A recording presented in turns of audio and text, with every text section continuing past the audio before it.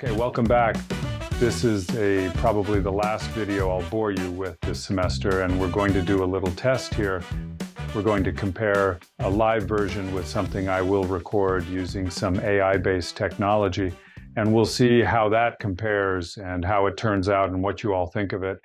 The point of the video, since it does have a point, is to just cover a last couple of bits of content that I think are relevant for the course itself, kind of wrap things up and hopefully tie some knots together that we might not have time to really cover properly in the course of the discussion sessions and the previous videos.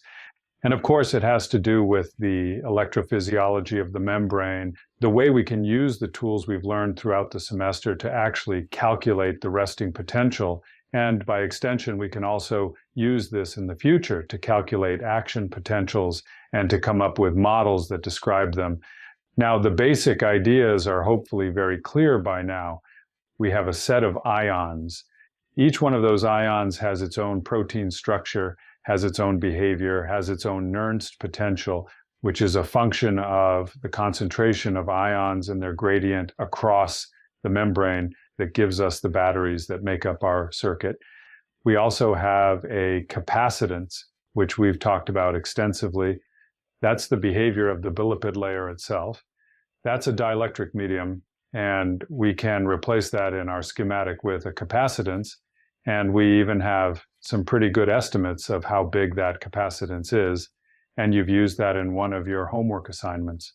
So the net result is a circuit that we can analyze. And the question is, how do we go about doing that practically?